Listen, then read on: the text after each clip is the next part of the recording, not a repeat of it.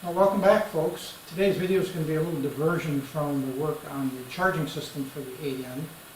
We're going to talk about a little situation I encountered when I went to put the spark plugs back in the 8N from doing the compression test. I was going to, or initially I was thinking we're just clean them, check the gap, then put the spark plugs back in and be on my way.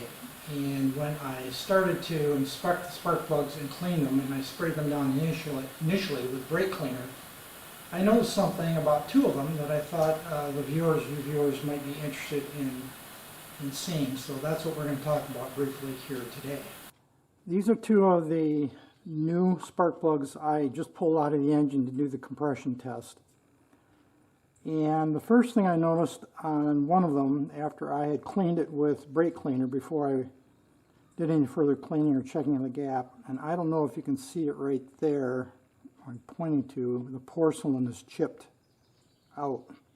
I have no idea where the porcelain is. It might have gone through the engine.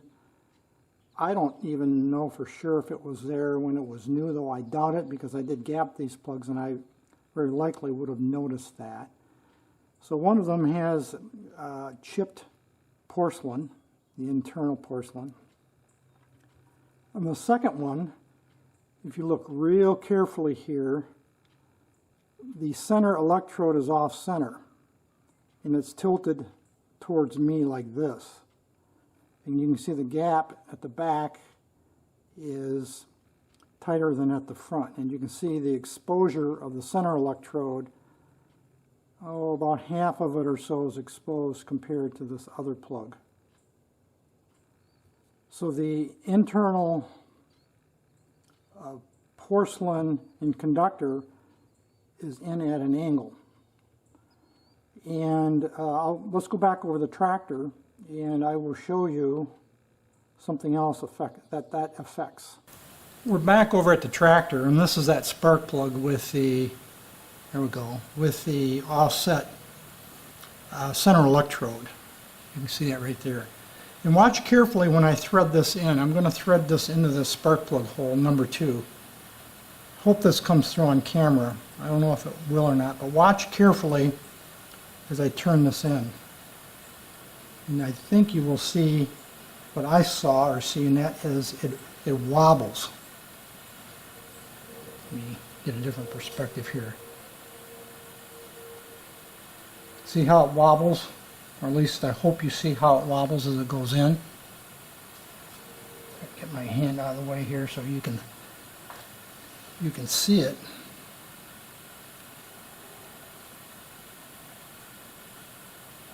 It has a noticeable wobble to it, and that's probably because this whole centerpiece, I'll take it out here for you a second. This whole centerpiece here was not pressed in, and I believe that's pressed in at the factory straight.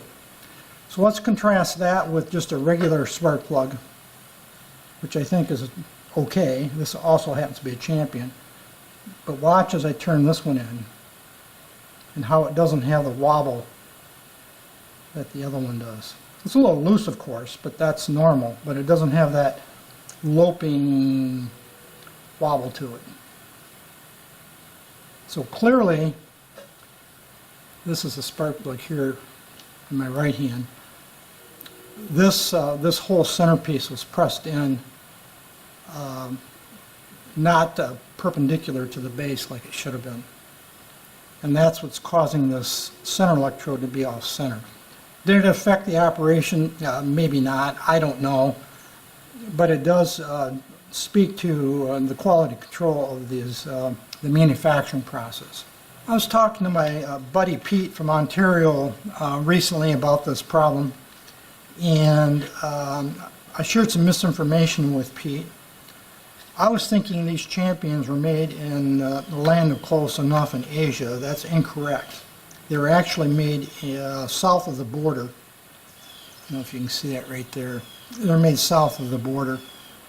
I don't know how long Champions have been making spark plugs down there, but clearly their quality control leaves something to be desired. Now, Autolite spark plugs, which are often discussed as an alternative to the Champions, are in fact, as far as I can tell anyway, made in the land of close enough. Ford used to own the Autolite brand name, and they sold it off, I think, some time ago, years ago, to, I think Bendix and Fram own it now. I couldn't swear to it, but I think Bendix owns, along with Fram, owns Autolite, and they are, in fact, made in the land close enough. So, didn't want to go that route, even though Autolites were suggested as an alternative. So what I am going to do is this. I went down and ordered from my local parts store 4 new NGKs that are cross-referenced to the H12, the hotter version of the Champion Spark Plug. And this plug is also recommended pretty widely for use in the N-Series tractors. And you can see it's a B-4L, stock number 3112. This is just a touch hotter, I believe, than the H10s, and aligned with the H12 temperature range. Now, I have to confess, I'm predisposed to NGK spark plugs. I've used NGKs, probably thousands of them, over the last 55 years or so. I've been working on engines, and I put them, if I can, in virtually everything. The older Champions, as used in particular industrial and small engines, I think were fine. I don't think the new ones are anymore, at least that's my opinion based on what I just shared with you. Never been a huge Champion fan anyway. I've never been disappointed in NGKs. Again, I've used them for decades, and they've never, ever disappointed me.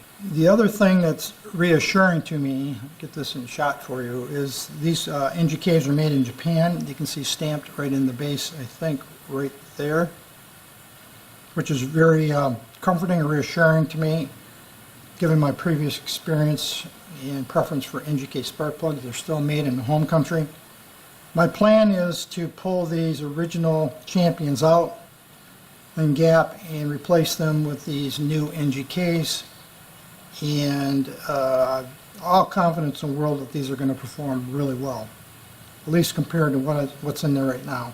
So that's my experience with the Champion spark plugs. I thought I would share that with folks. I thought some of you might be interested in seeing what I ran into and what my solution is going to be. By the way, those NGKs cost me $2.09 each US dollars, so for less than $9 US, I got 4 new plugs, and you can't beat the price.